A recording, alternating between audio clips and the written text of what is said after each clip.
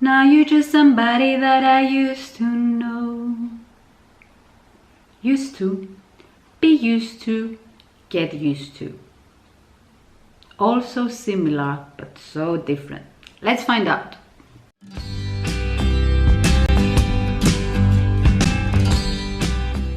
Let's start with used to as a verb. I used to. When do we use I used to? If we want to talk about a habit that happened in the past, but it happened for a long time, for a period of time, hence that's why it was a habit, but it doesn't happen in the present. For example, I used to live in the UK. I lived in the UK for a long time, but now I don't. Be used to. When we want to talk about something that we have been doing in the past and we still do it, so it has become a habit, we say, I am used to. For example, I am used to getting up early in the morning because I have to go to work.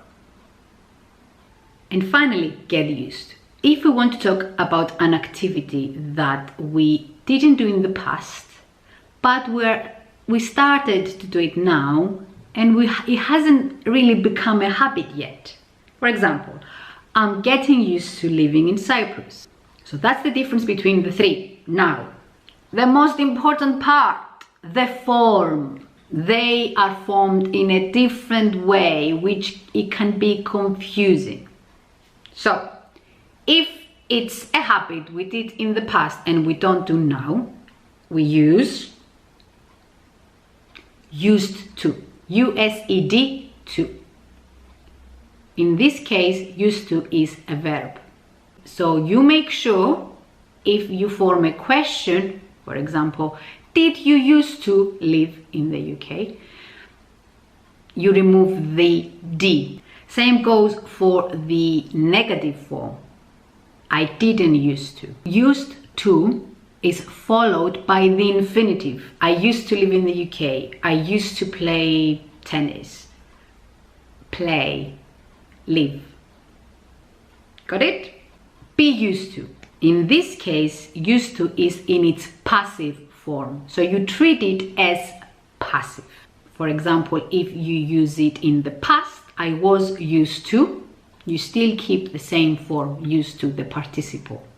Same goes for forming questions and the negative form.